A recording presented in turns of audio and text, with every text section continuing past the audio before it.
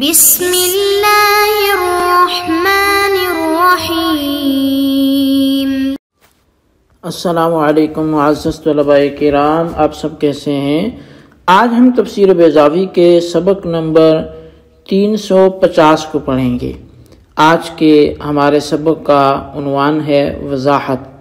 آج کے ہمارے سبق میں ہم نے جو گزشتہ سبق میں عبارت پڑھ کے اس کا ترجمہ کیا تھا، آج اس کی وضاحت کا ذکر ہوگا، اور اس میں کئی ایک چیزیں ہم آج اس کی وضاحت سنیں گے، جیسا کہ دوبارہ سے بنی اسرائیل کو خطاب کرنا، اور عالمین پر فضیلت دینے سے مراد کا کیا ہونا، فرشتوں پر انسانی فضیلت کا کیا اعتبار ہونا، شفاعت کے جائز اور ناجائز ہونے کے حوالے سے۔ تو بہرحال ہم اس کی وضاحت سننے کی کوشش کرتے ہیں۔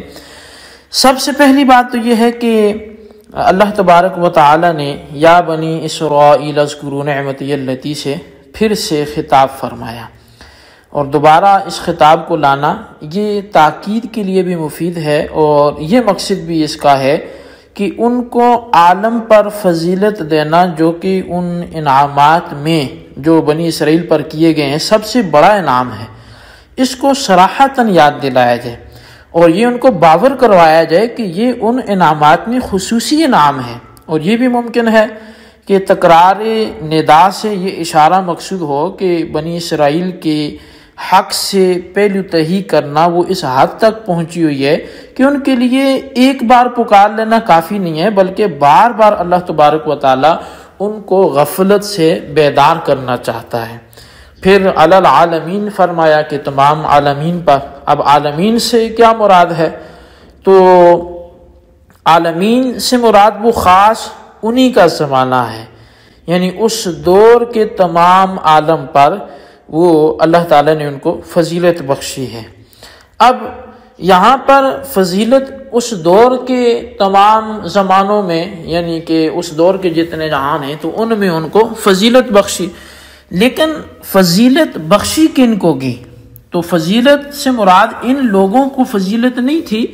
بلکہ ان کے وہ آباء و اجداد کہ جو دین موسوی پر قائم تھے یا ان کے بعد بھی آئے، لیکن انہوں نے کتاب اللہ میں کوئی تغیر اور تبدل نہیں کیا تھا، یا عقائد ان کے ابھی تک درست تھے، تو ان کے حوالے سے یہ فرمایا جا رہا ہے کہ اللہ تبارک و تعالی نے ان بنی اسرائیل پر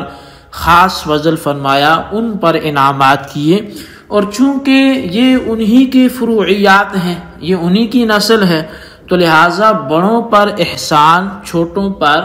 یہ ہو ہی جاتا ہے، یعنی بڑوں پر جب احسان ہو تو چھوٹے انہی کی اس لڑی میں ہیں، تو لہٰذا وہ چھوٹوں پر بھی بالواسطہ احسان ہی ہے۔ تو لہٰذا یہاں پر جو وَأَنِّي فَضَّلْتُكُمْ ہے تو کم سے مراد آباءکم ہے، کہ تمہارے آباء و اجداد کو میں نے فضیلت بخشی عالمین پر۔ اچھا، یہاں عالمین پر فضیلت بخشنے کے حوالے سے بعض لوگوں نے اس سے یہ استدلال کیا کہ اس کا مطلب یہ ہوا کہ عالمین میں تو فرشتے بھی ہیں، عالم ملکوت تو عالم ملائکہ، تو اس سے یہ پتہ چلتا ہے کہ جو بشر ہے یہ فرشتوں سے افضل ہوتا ہے، اس لیے کہ تمام عالم میں ایک عالم ملک بھی آتا ہے، فرشتوں کا عالم بھی عالمین میں آتا ہے، تو لہٰذا ان سے بھی جو انسان ہوا وہ کیا ہوا؟ افضل ہوا۔ لیکن قاضی صاحب نے فرمایا کہ یہ استدلال ضعیف ہے، کمزور ہے، اور اس کی وجہ یہ ہے کہ وَأَنِّي فَضَّلْتُكُمْ عَلَى الْعَالَمِينَ جو ہے یہ عام مخصوص منہ البعض ہے،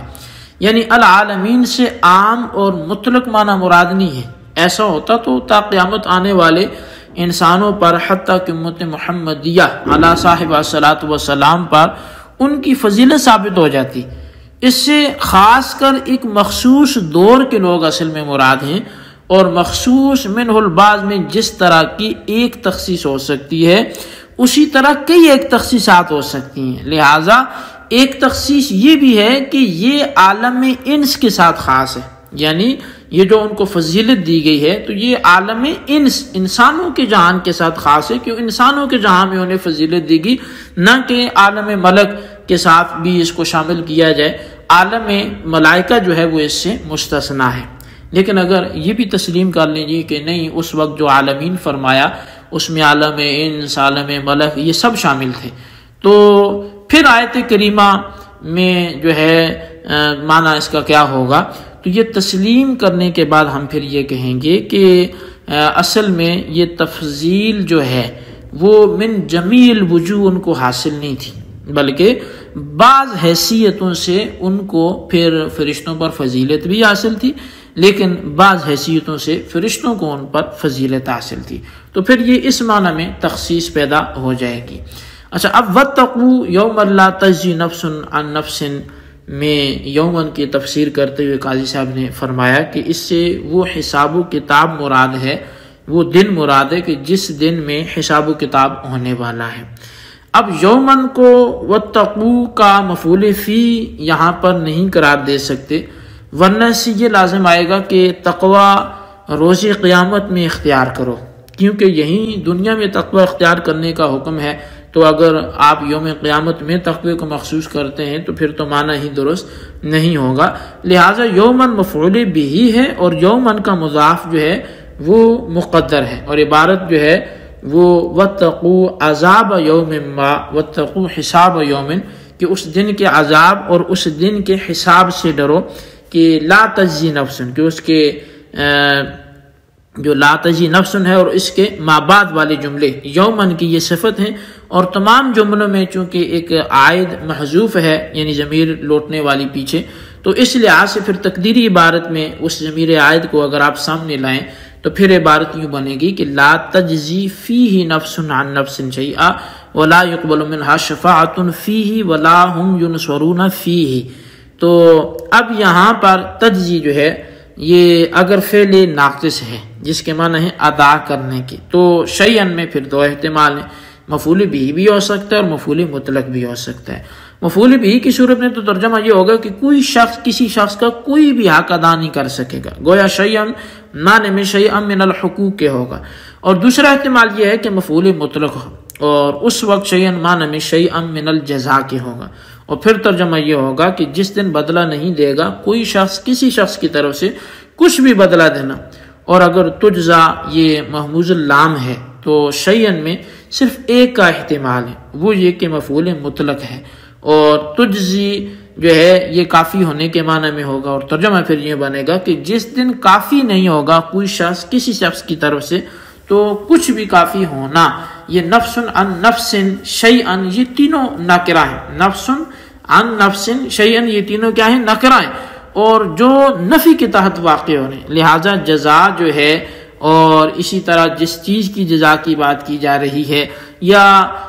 یہ تینوں جو ہیں یہ عموم کے ساتھ جو ہے ان کی تینوں کی نفی ہوگی، اور مفہوم یہ ہوگا کہ کوئی شخص کسی کی شخص کی طرف سے کچھ بھی بدلہ نہ دے سکے گا، یعنی دینے والا کوئی شخص کسی بھی شخص کی طرف سے کچھ بھی بدلہ نہ دے سکے گا، تو یا کچھ بھی کام نہ آ سکے گا۔ اب یہ تنکیریں جو ہیں اور یہ عموم یہ نفی اس لیے ہے تاکہ لوگ غیر معتبر طریقے پر جو امیدیں رکھتے ہیں ان سے قطعی طور پر وہ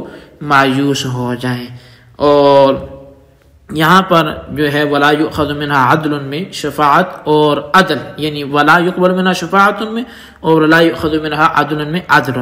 شفاعت اور عدل یہ دونوں بھی نکرہ ہیں اور نفی کے تحت واقع ہیں، ان کی تنکیر اور ان کا وقوع تحت نفی بھی اسی اقناط کلی کے لیے ہے۔ اب یومن موصوف ہے اور لا تجزی اس کی صفت ہے، اور عائد جو ہے اس میں فی ہی ہے جو محذوف ہے، اور جو حضرات یہ کہتے ہیں کہ عائد جب ضمیر مجرور ہو تو اس کا حذف جائز نہیں ہوتا، وہ یہ کہتے ہیں کہ یومن قائم مقام مفعول بھی کے ہے، لہٰذا اب عائد کی ضرورت ہی باقی نہیں رہی، اس لیے اس کو حذف کر دیا گیا، جیسا کہ جو ہے وہ ایک شاعر کا شعر بھی پیش کیا کہ ام معلوم اصابو، تو ام معلوم جو ہے اصابو ہے کہ اس کی اصل جو ہے اس میں ضمیر عائد ہے جو مفعول بھی ہے وہ حذف کر دی گئی ہے۔ اسی طرح یومن لا تجزی فیہ یہ سابقہ توجی کی مطابق جو ہے یومن لا یجزی ہی ہوا، پھر یومن لا تجزی ہو گیا۔ ام نالن اصابو یہ ایک شعر کا ٹکڑا تھا، اور شعر یہ حارث بن کلدہ بن عمر سقفی کا ہے جس کے حوالے سے وضاحت جو ہے وہ کر دی گئی ہے۔ اچھا، اب یہاں پر جو فرمایا کہ ولا يقبل منها شفاعۃ ولا يؤخذ منها عدل، یہاں منها مکرر ہے، یعنی پہلے بھی منها شفاعۃ سے اور عدل سے پہلے بھی منها، اور اس کی ضمیر کا مرجع پھر کیا ہے؟ تو مرجع کے حوالے سے قاضی صاحب فرماتے ہیں کہ مرجع میں دو احتمال ہیں۔ اول یہ کہ نفس عاصی جو آیت لا تجزی نفس عن نفس شیئا میں جو ہے وہ، اور دوسرے نمبر پر مذکور ہے، وہ مرجع قرار پائے۔ مفہوم یہ ہوگا کہ مجرم کے حق میں نہ کوئی سفارش قبول کی جائے گی اور نہ ہی کوئی فدیہ لیا جائے گا۔ دوسرا یہ کہ نفس اولا جو ہے، یعنی اولا جو ہے پہلا، اس کو مرجع ٹھہرائیں۔ اب مفہوم یہ ہوگا کہ جو شخص مجرم کی ہمدردی میں آنا چاہے تو سن لے کہ یہاں نہ تو کسی کی سفارش سنی جائے گی اور نہ ہی کسی سے کوئی معاوضہ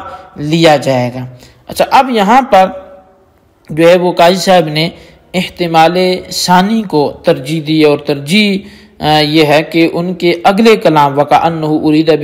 بالآیت سے یہ مترشح ہوتا ہے، جس کا حاصل یہ ہے کہ اللہ تبارک و تعالیٰ نے وَاتَّقُوا يَوْمًا لَا تَجْزِي سے وَلَا هُمْ يُنصَرُونَ تک کا مقصود یہ بیان کیا کہ قیامت کے روز جن لوگوں کو معذب ہونے کا فیصلہ کیا جائے گا، ان کے عذاب کو دفع کرنے کی جتنی بھی صورتیں ممکن ہیں وہ سب منتفی ہوں گی۔ اگر کوئی چاہے کہ عذاب دینے والی ہستی پر غالب آ کر اپنے آدمی کو نکال لے تو وَلَا هُمْ يُنصَرُونَ، ان کی کوئی مدد نہیں کی جائے گی اور وہ ایسا نہیں کر سکے گا۔ اور پھر شفاعت کے حوالے سے کلام کیا کہ یہ شفع سے ماخوذ ہے، شفع یہ وطن کی نقیض ہے، اور پھر اسی طرح عدل کے حوالے سے بات کی کہ اس کے حقیقی معنی برابر رکھنا کے ہیں، فدیے میں چونکہ تسبیح ہوتا ہے اس لیے اس کو عدل بولتے ہیں، اور پھر ولا ہم ینصرون میں فرمایا کہ ہم اور ینصرون کی زمینیں یہ دوسرے نفس عاصی کی طرف راجع ہیں، یعنی نہ ان گناہگاروں کی نصرت کی جائے گی۔ مرجع اگرچہ لفظوں میں مفرد ہے لیکن معنی کے لحاظ سے جمع ہے کیونکہ نکرہ ہے، اور نفی کے تحت جب نکرہ آتے ہیں تو وہ عموم اور کثرت کے معنی کا حامل ہوتا ہے، تو پس وہ نفس واحدہ نہیں بلکہ نفوس کثیرہ کے معنی میں ہو جائے گا۔ اور پھر وقت تمسکت المعتزلہ سے کفار و مشرکین، خواہ وہ اہل کتاب ہوں خواہ بت پرست ہوں، یہ دونوں، تو ان کی شفاعت نہیں کی جائے گی۔ اب یہ اصل میں معتزلہ نے اس سے استدلال یہ کیا کہ مومنین صالحین جو کبائر کے مرتکب ہیں ان کی بھی شفاعت نہیں کی جائے گی، جبکہ نبی علیہ السلام نے فرمایا کہ شفاعتی لأہل الکبائر من امتی، میری امت کے کبیرہ گناہ کرنے والوں کے لیے میری شفاعت ہے۔ تو یہ جو آیت ہے یہ کفار و مشرکین کے ساتھ خاص ہے، خواہ وہ اہل کتاب ہوں خواہ بت پرست ہوں، ان دونوں کی جو شفاعت ہے وہ نہیں ہوگی۔ مومنین کے حوالے سے اس کے مخالف جو احادیث ہیں وہ موجود ہیں، وہ قرینہ ہے اس بات پر، یا آیات ہیں تو وہ اس بات پہ قرینہ ہیں کہ اللہ تبارک و تعالیٰ کی محبوب علیہ السلام یا جن کو اللہ تعالیٰ اجازت عطا فرمائے گا وہ اللہ کے حکم سے گناہگاروں کی شفاعت فرمائیں گے۔ یہی اہل سنت کا نظریہ ہے۔ تو بہرحال جی ہمارے آج کے سبق کی عبارت ترجمہ وضاحت، اس کو اچھی طرح سمجھیے گا، اس کے خلاصے کو اپنے رجسٹر پہ ضرور لکھیے گا۔ اللہ تبارک و تعالیٰ سے دعا ہے جو کچھ ہم نے پڑھا سنا سے یاد رکھنے کی توفیق نصیب فرمائے، آمین بجاہ النبی الامین صلی اللہ علیہ وسلم۔